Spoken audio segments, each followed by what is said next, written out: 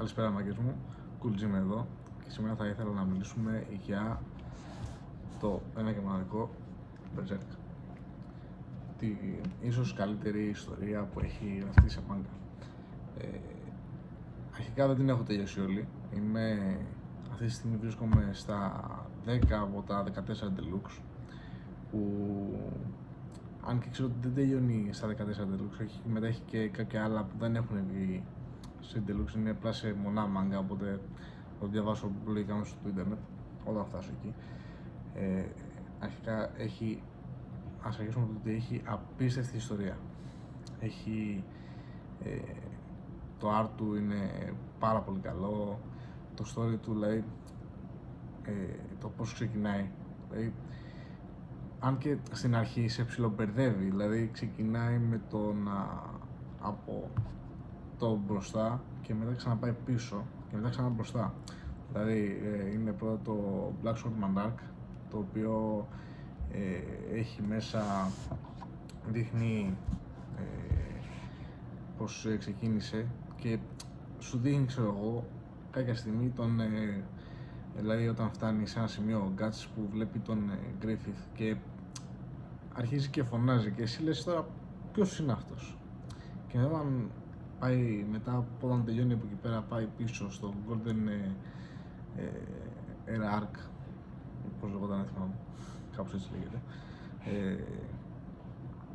Βλέπεις ποιος είναι ο Griffith, βλέπεις ποια ήταν η σχέση μεταξύ τους και μετά ξεκινάει το Eclipse, το οποίο εκεί είναι η μεγάλη προδοσία και εκεί νομίζω είναι που πείραξε πάρα πολύ τον Guts. Τώρα δεν είναι μόνο ότι τον πείραξε σαν χαρακτήρα, νομίζω περισσότερο, όσο και να μην το δείχνει αυτός ο χαρακτήρας, συμπονάει πάρα πολύ τους υπόλοιπους και νομίζω γι' αυτό είναι που πιο μετά δεν θέλει να είναι με άλλους, αλλά όπως και να έχει, η μοίρα έτσι τα φέρνει και συνέχεια είναι μαζί με άλλους. Δηλαδή καταφέρνει από το πουθενά να είναι με μια ομάδα, αν και οι περισσότεροι δεν κάνουν σχεδόν τίποτα, γιατί είναι ο Guts και απλά ξεκυλιάζει τα πάντα. Γενικότερα είναι από τις καλύτερες ιστορίες που έχουν γραφτεί. Δηλαδή θα δείξω μερικό από το art.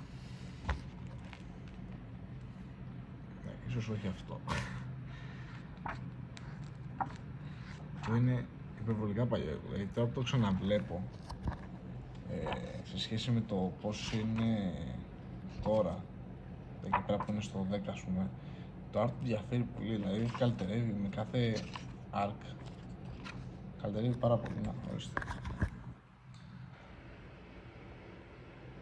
Δεν ξέρω αν φαίνεται. Και μετά, στα επόμενα arcs και volumes, καλυτερεύει πάρα πολύ, να ορίστε. Εδώ πέρα είναι πάρα πολύ ωραίο detail.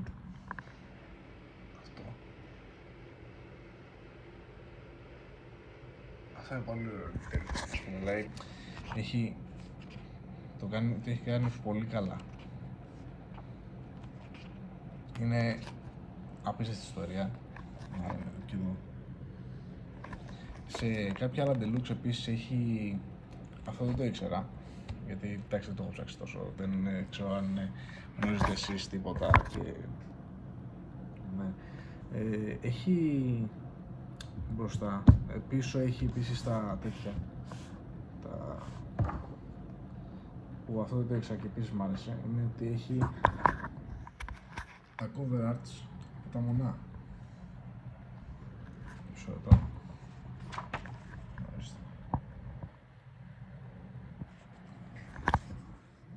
Έχει τα cover arts από τα μονά, που είναι ωραίο τέτοιο αυτό, δηλαδή αν δεν τα πάρεις τα μονά, έχει επίσης να μπορείς να τα δεις το art που έχουν τα cover arts. Στα πιο μετά, δηλαδή αυτό το είχε στο 9 και στο 10, τώρα δεν ξέρω αν έχει 11, 12, 13, 14, αν τα έχουν αυτά. Έχει από μπροστά, έχει συγκεκριμένα arts τα οποία είναι από τους χαρακτήρες μέσα στα volumes που θα δεις, και προφανώς έχει συγκεκριμένα και τον Guts σε κάθε ένα.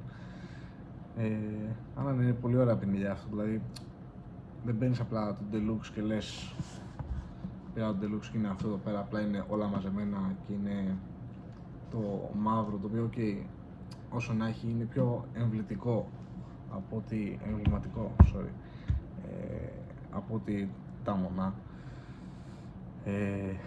αλλά έχει και έξτρα πραγματάκια που τα οποία δεν τα βλέπεις στα singles. Αυτά γενικά για το Berserk.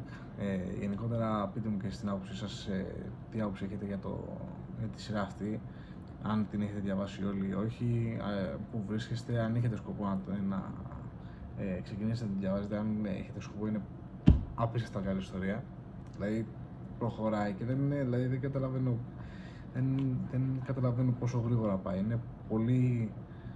Έχει πολύ ωραίο flow, δεν έχει αργό pace ή κάτι τέτοιο, έχει πολύ ωραίο flow. Αυτά από μένα, ευχαριστώ που κάτσατε μέχρι τώρα στο βίντεο, καλή συνέχεια.